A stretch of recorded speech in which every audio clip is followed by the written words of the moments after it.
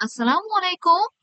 সবাইকে অনেক অনেক ওয়েলকাম আমাদের ইন্সপায়ারিং পৃথিবীতে। আজ আমাদের চতুর্থ ক্লাস পাইথনের উপর। আজ আমরা শিখব কি করে ইউজার ইনপুট নিতে হয়।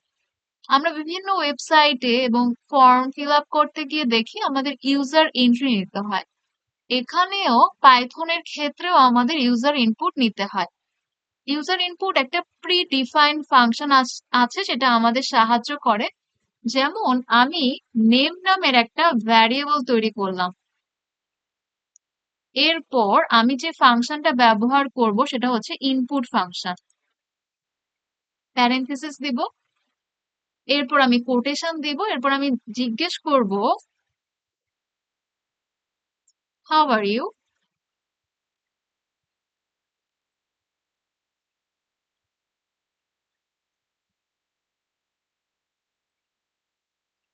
আমি প্রশ্ন করব ইউজারের কাছে এবং ইউজার হচ্ছে আমাদের সেই প্রশ্নের উত্তর দিবে। আমি সেই প্রশ্নের উত্তরটাকে প্রিন্ট করতে পারি প্রিন্ট ফাংশনের সাহায্যে। আমি এখানে প্রিন্ট ফাংশন ব্যবহার করব এবং যেই ভ্যারিয়েবলে আমি ইউজার ইনপুট নিয়েছি সেই ভ্যারিয়েবলটা আমি এখানে লিখে দিব যেটা ছিল নেম।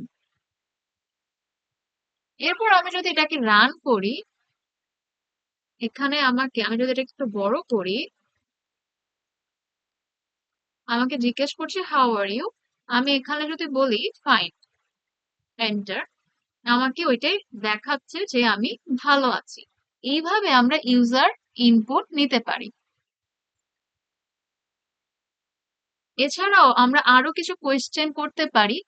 আমরা এখানে নেমের পরিবর্তে অন্য কিছু ফাংশন ভ্যারিয়েবল ব্যবহার করলে বেটার হয়।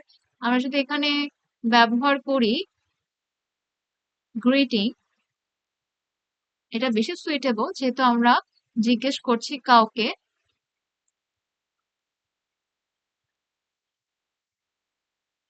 এরপর আমরা আরেকটা ভ্যারিয়েবল ক্রিয়েট করছি নেম নামে, যেখানে আমরা নাম জিজ্ঞেস করব ইনপুট ফাংশনের সাহায্যে।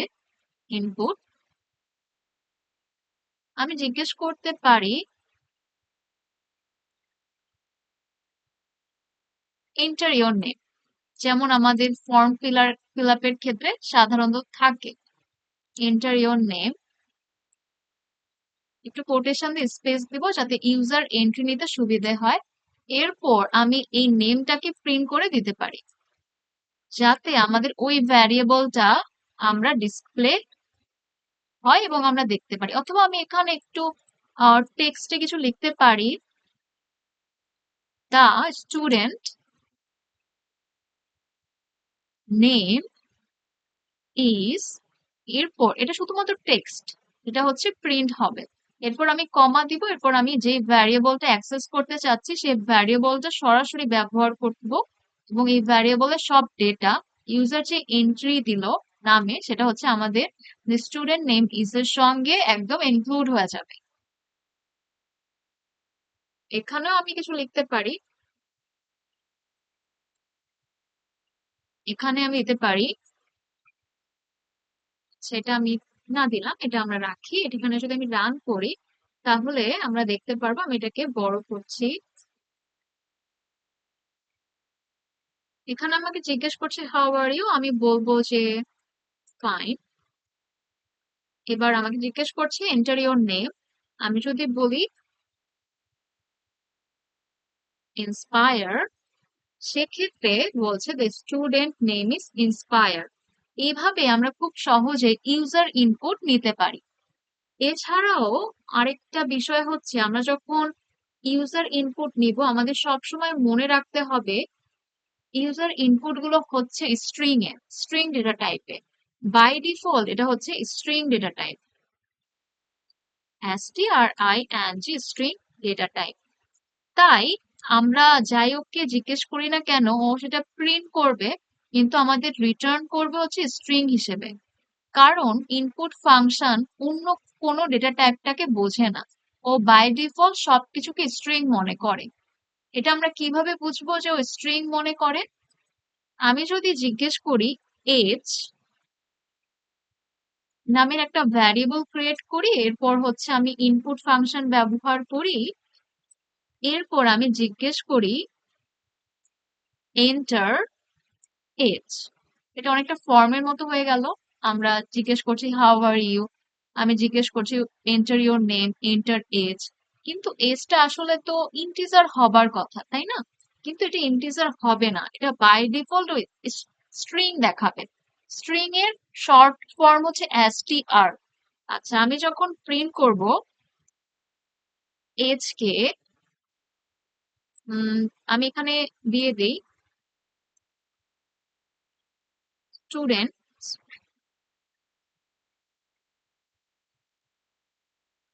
এজ, এখানে আমি কমা দিয়ে এজটাকে নিয়ে আসবো, যে ভ্যারিয়েবলটার ইনফরমেশন আমি নিতে চাই। আমি আরেকটা কিছু দেখতে চাই, যেটা হচ্ছে এটা কোন টাইপে আসছে। প্রিন্ট, আমি হচ্ছে টাইপ ফাংশন দিয়ে এটা কোন ডেটা টাইপে আছে আমরা দেখতে পারবো। আমি এজটাকে যদি প্রিন্ট করি, যেহেতু এজ একটা নাম্বার, তাই ওটা এটা ইন্টিজার হবার কথা, এটা হচ্ছে ইন্টিজার হবার কথা।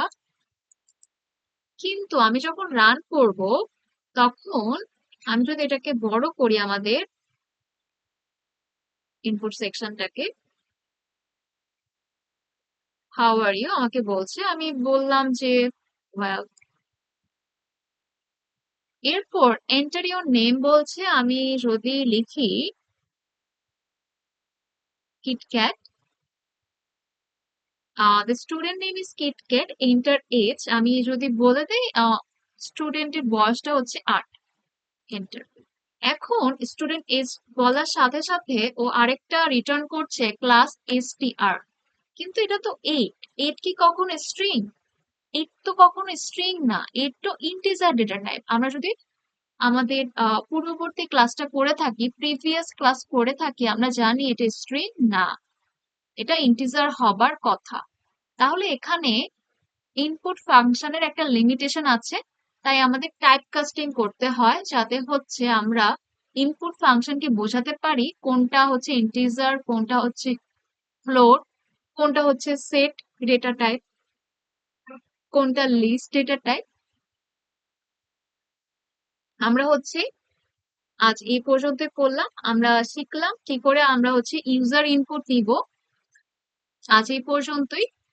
এবং আপনারা হচ্ছে নিজের একটা ফর্ম তৈরি করে ইউজার ইনপুট নিতে পারেন এইভাবেই। এবং আগামী ক্লাসে আমরা টাইপ কাস্টিং নিয়ে পড়বো, কি করে টাইপ কাস্টিং করা সম্ভব।